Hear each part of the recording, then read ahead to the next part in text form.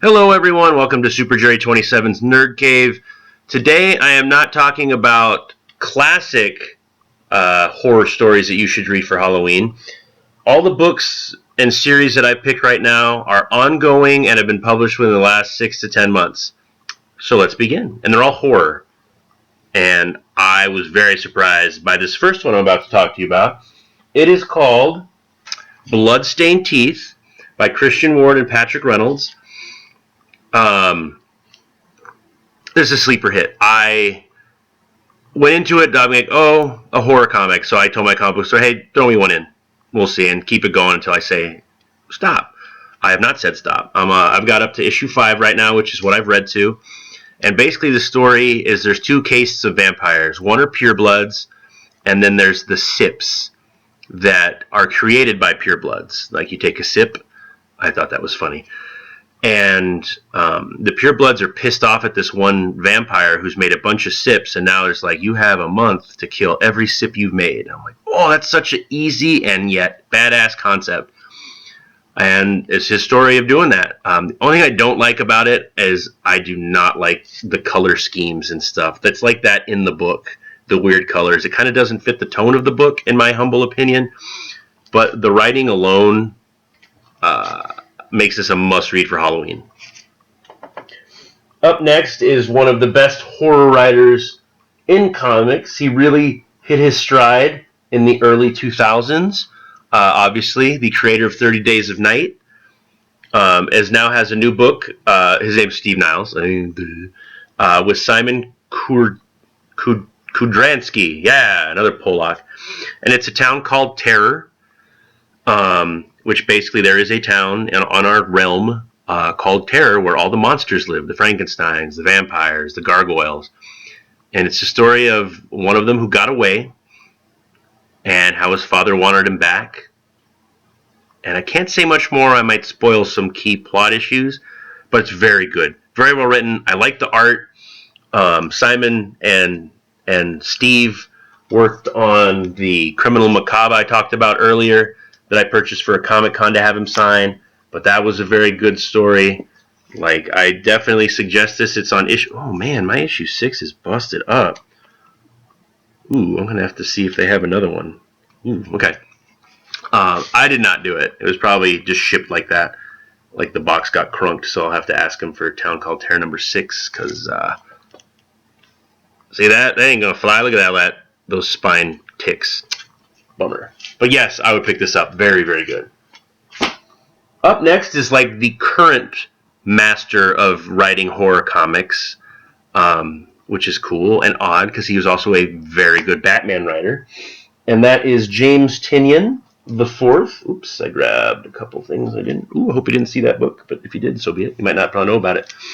So yes, it is The Nice House on the Lake by James Tynion the Fourth, Alvaro Martinez Bueno, and Jordi Belair. Now, I've only read the first issue of this because it was very wordy. This is one of his very wordy books. I have up to issue 9 right now. I think it's up to 11, so I'm sure my comic book store has them. But this one, really weird. So, in the first issue, there's this dude. He's meeting a bunch of people, and then years later, after he meets them, he invites them to a vacation on the nice house on the lake. But there's a twist at the end of the first issue that I'm not going to tell you about. The only thing I didn't like about this book is that he set it in modern time. So, like, they're walking into the nice house on the lake, and there's someone there checking their temperature for dumbass COVID. It's like, oh, pull me out of the book almost freaking immediately because I'm tired of hearing that shit. But I look forward to reading the rest of this because, I don't know, Tynion's really good at horror. And I'm very upset that I missed some of the other horror books. I think he's doing Something is Killing the Children. I missed out on that because I was just behind on everything. But definitely pick this up if you can find them. They're kind of hard to get now. But I'm sure there's trades. But if you have trades, get them at your local comic book store. Fuck Amazon. The next one, it was a surprise to me. Kind of a slow start and a burn. And it's Two Moons by John Arcudi. Oh, man, I can't say this guy's last name. The artist's last name is Giangiordano. And I think Dave Stewart is covers. But it takes place during the American Civil War. Only not all is as it seems. You play, or you read. I'm not playing about video games. The protagonist is a Native American Pawnee who's kind of rejected his ways and turned his back on his ways of his people, but he's getting pulled back into that mysticism and stuff. And he begins to see demons, and he's on the run from the Confederates and the rebels, all while fighting these demons that it's kind of like Ares, the god of war, but not Ares, but they grow stronger and revile in hatred and anger and killing and bloodshed. So this is very good.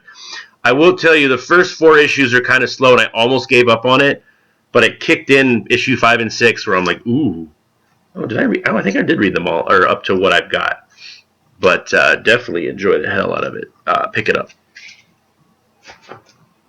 The last series that's going on is the newest one. It's called The Closet. Another James Tynion, creepy James Tynion book by Image. Amazing.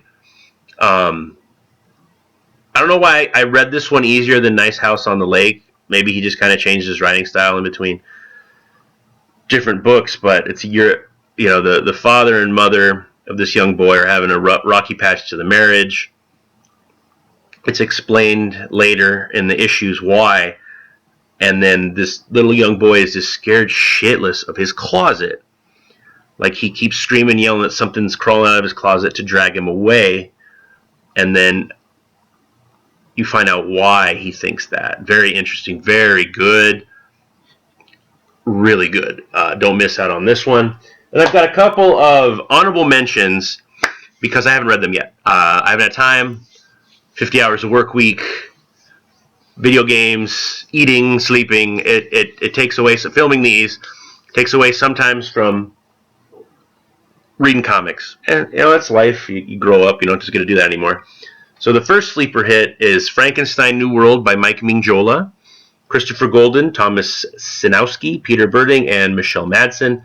I believe it's a new take on the Frankenstein mythos, but anything by Hellboy creator is generally spot on and has, a touch of horror in it. Like, Hellboy is very Lovecraftian. The next book is a DC horror book I haven't read yet, but I am absolutely in love with the movies, and this is called The Conjuring the Lover.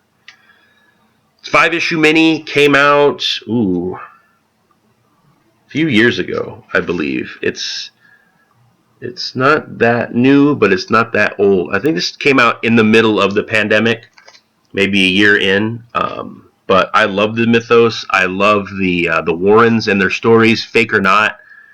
If they're fake, they were great writers and actors, and if they're real, then we're all in for some shit, huh? But I'm looking forward to reading both these. Hopefully I'll get them done by the time Halloween is over, because it's kind of weird to do scary stuff in November, even though I still do, because I love horror as well. Comic books, video games, horror. And when you mesh them together, horror comics and horror video games, I'm in my shit. So did I miss any? I know I'm not reading Something is Killing the Children and The Department of Truth. Those are supposed to be good, kind of creepy.